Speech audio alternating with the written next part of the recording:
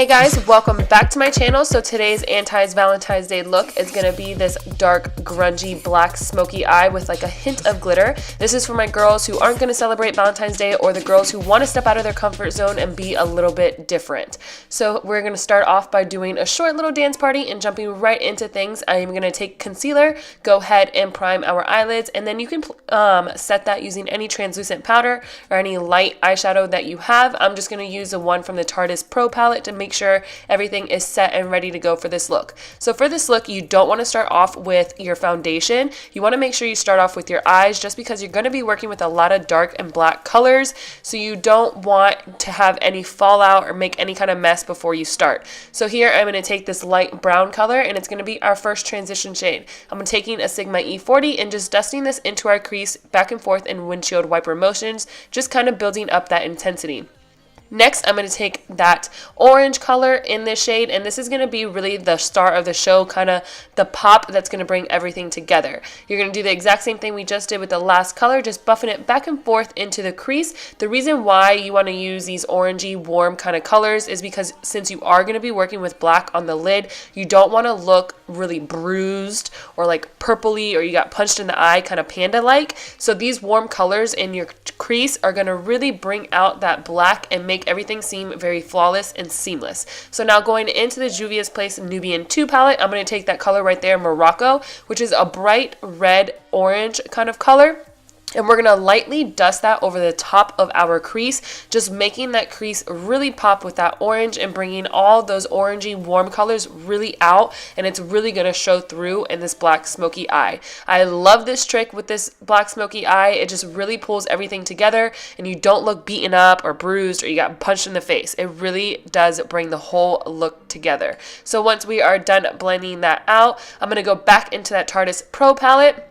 And I'm going to be taking a mixture of the dark brown and the lighter brown shade, mixing them together and really buffing those into our crease a little bit lower than that orange. I think this is a Morphe M441 brush. You want to really get into the crease, not above the crease, but really into the crease and just buffing it back and forth, kind of in like a C shape, not really dragging it out too blown out, kind of keeping it a little bit more precise. And then once it's really in there, then you can kind of blow it out a little bit further out. I hope that makes sense to you guys. So once everything is pretty blended out, I'm going to switch back into that Sigma E40 and just make sure that everything's really buffed out and there's no harsh lines and there's no messiness at all, just making everything really blend in together.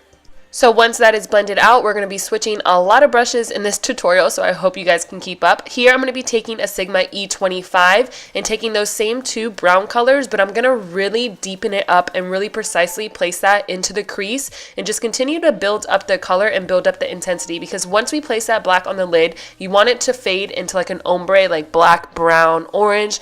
If that makes any kind of sense, you just want everything to fade in together and look very seamless. So you just want to continue to build up that color, and then we're going to switch back into the Morphe M441, just buff everything together and really blend it out, and then we're going to switch back to the other brush and do the exact same thing that we were just doing. So like I said, we're going to be switching brushes a lot. So here I'm going to take a more tapered blending eyeshadow brush, and I'm going to start off with a black shadow. I don't think I showed it. I apologize for that. But I'm going to go ahead and start off with the black and begin to slowly build up that crease a little bit more so that when I do place that black on the lid, it really helps the black really blend out without it getting too messy and too crazy. So this is a trick that I like to do. I like to take the black in the crease, slowly begin to build it up. Then I'm going to brushes back to that Sigma E25 with a little bit more of those browns, just blending it back into that black so that everything is super blended out and seems very flawless and seamless.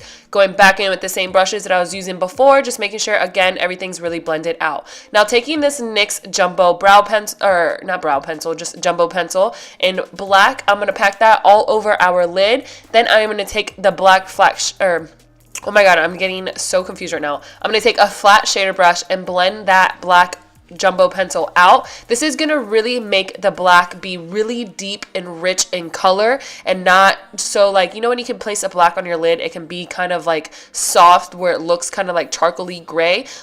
laying down this first is really going to ensure that your black is very rich in pigment and is really going to stand out on top of the lid. So once I have blended that out, I'm going to take the black from the Tarte's Pro palette and go ahead and begin to pack that all over where we place that jumbo pencil. As you can see, the black is super intense and super blacky, I guess you can say. And with this eye look, you want to really take your time building up the color of the lid, just because this look can go south really quick. So you just want to take your time. It is kind of annoying that you have to take so long, but just take your time packing on that color onto your lid.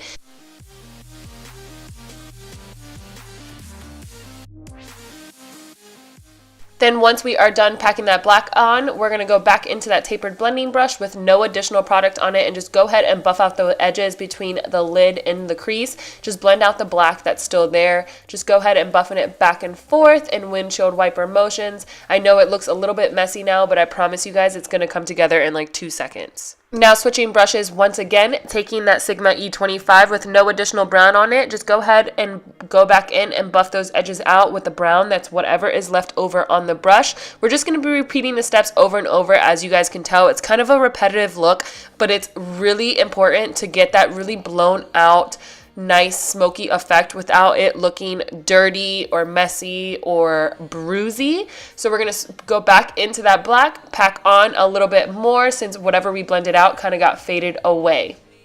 And now for the start of the show, what everybody is gonna love about this look, what I love about this look, is this NYX glitter in Gunmetal. So what you're gonna do, you're not gonna use any glitter glue whatsoever because you want this to be a sporadic glitter. You don't want it to be so much glitter. You're just gonna spray your brush with a Fix Plus or setting spray, whatever.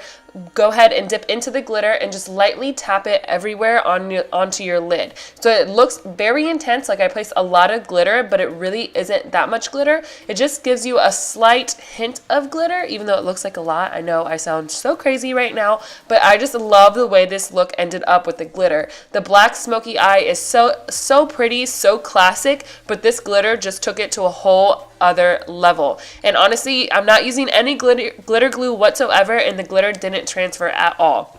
So we're just going to go ahead, buff out that crease once again once we place that glitter in, and then moving on. I'm going to go ahead and take the lightest shade in that palette and just dust it underneath my brow bone, just cleaning it up. Now taking a makeup remover wipe, and I'm going to dust off everything that's underneath my eyes and clean up the eye look, anything that fell down or the glitter that was everywhere, and moving on to mascara. So I'm going to coat my lashes with some mascara, and then I'm going to go ahead and apply these Flutter Lashes I Slay lashes by Makeup Shayla. I am obsessed with those. So now moving on to the face. I want to have a really healthy glow to my face. So I'm going to apply the Sephora Collection Morning Light, I believe it is, all over my face before I apply any foundation, so that gives my skin a really healthy dew. So now going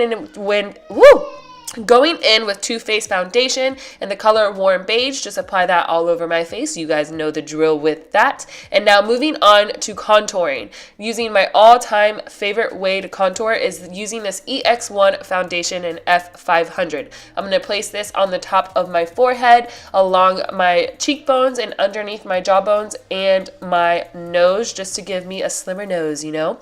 Go ahead and blend that out as much as I can with the brush. I'm not a big fan of using a brush. So I'm going to go ahead and switch to a beauty blender, just so I can pick up any excess product that I really have on my face, and it just makes everything blend out so seamlessly. A beauty blender is literally a girl's best friend. So now moving on to our under eyes. As you guys can tell, these bags are on fleek, and I just blame it on my children. Anyways, so now I'm going to take this Benefit Erase Paste in the color Deep, which is a peachy salmon kind of color, and I'm only going to apply this to the halos of my eye, and I'm not going to really blend it out. I'm just going to bounce it on top because I don't want the product to slide. So now going in with Urban Decay's Naked Skin in light medium. I actually should probably go up a shade because this is too light for me. But I'm going to place this to the tops of my forehead, my nose, my chin, and underneath my eyes. I'm sure you guys know the drill with this. I love this concealer. If you guys ask me between the Tarte Shape Tape or this one, I'm going to go back to this one all day long. Like I said, I feel like this Tarte Shape Tape, if applied too much, can really age someone. I figured that out on myself and also on clients, that it's just a little too heavy for some people if you have a lot of fine lines underneath your eyes. So this just blends out like a dream. So once we are done blending everything out, I'm going to go ahead and set everything using Coty Airspun. Set my forehead, my smile lines, my nose, my chin, underneath my eyes, underneath my contour lines, yada, yada, yada. You guys know the drill. So once I am done setting my entire face with this, I'm going to go ahead and dust it away using a Sigma tapered highlighting brush. And a trick that I like to do as I am dusting away, I like to dust it over everywhere I didn't set so I could lightly set the other places on my face in place. I don't know if that made any kind of sense, but you guys get what I'm saying.